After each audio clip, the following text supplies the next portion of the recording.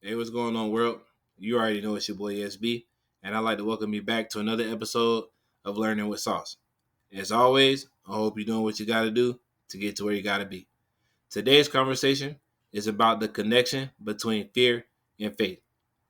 I feel like today's conversation is going to hit home for a lot of people because at some point in our healing journey, we've faced moments of uncertainty and we've either approached in fear or we've accepted the risk and stepped out on faith. We've either been at the crossroad between knowing what needs to be done, knowing it's going to be uncomfortable and doing it anyway, or we've turned down opportunities because of the unknown. My intention with this conversation is to encourage you to step out on faith without worrying about what's next.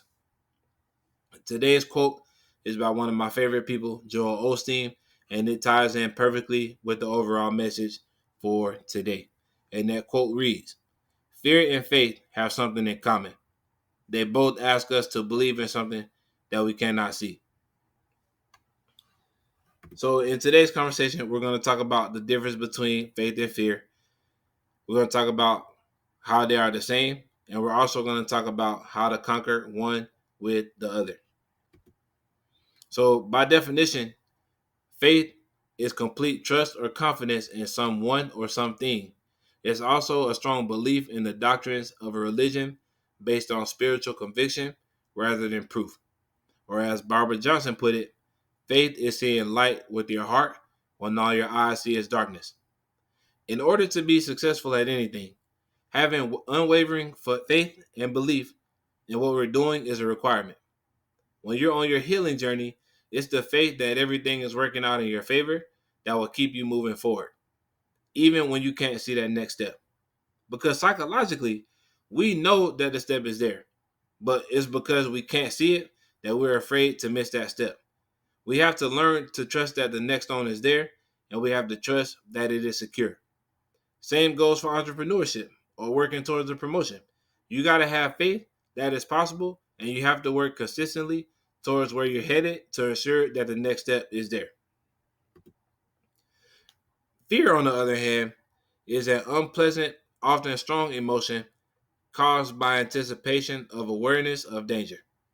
Fear can also be an indication that there's an opportunity to be brave ahead.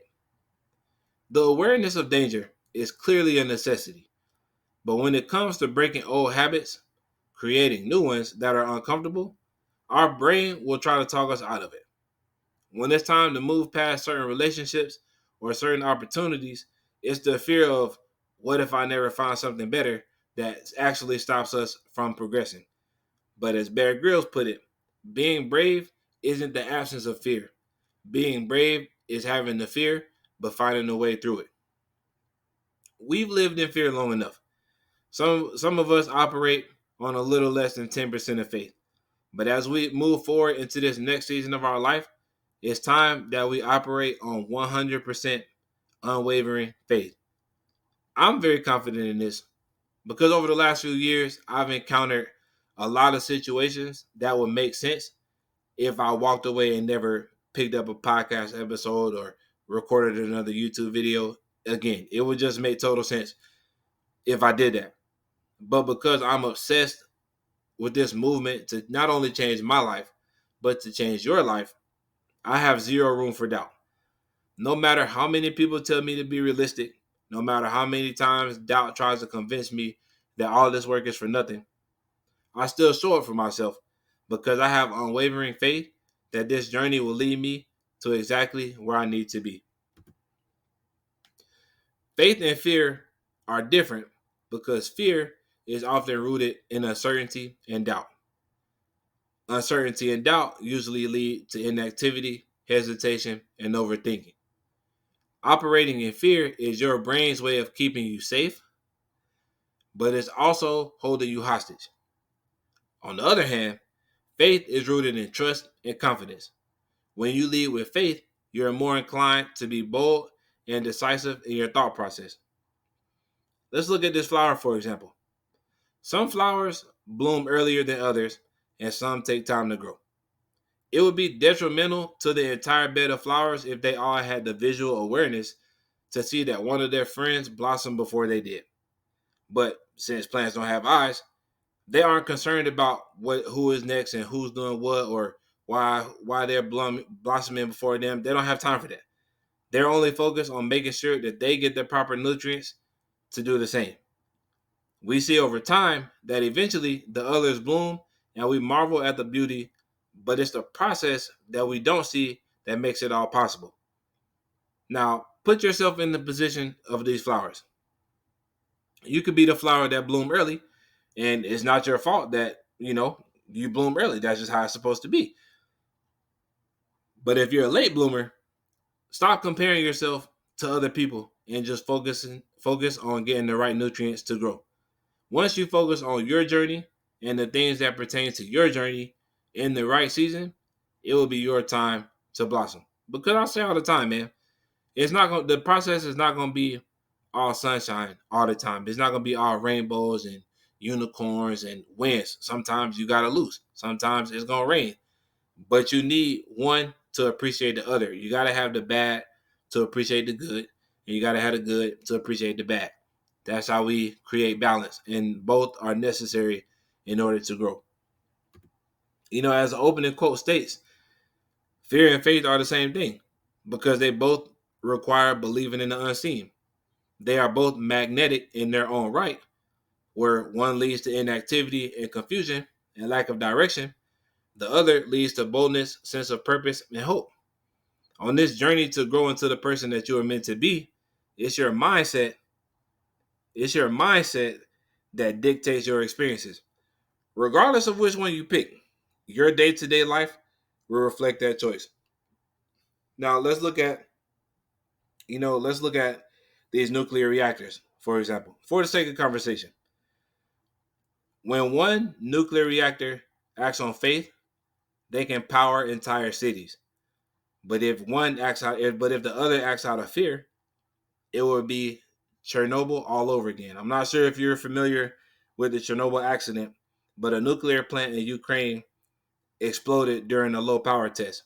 And it's one of the most nuclear accidents, it's one of the worst nuclear accidents in history. In fact, Chernobyl and its surrounding areas won't be safe to live in for another 20,000 years. 20,000 years. That's a long time, fam. But to put that to context with the conversation, acting out of fear will paralyze us and hinder the generations after us to reap the benefits of our hard work.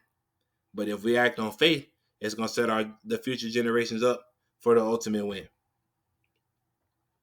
When it pertains to your goals and breaking out of your comfort zone, it's important that we learn to turn fear into confidence by stepping out on faith. When you are courageous in your efforts, you are teaching yourself to be resilient and to persevere. Let's look at this bridge.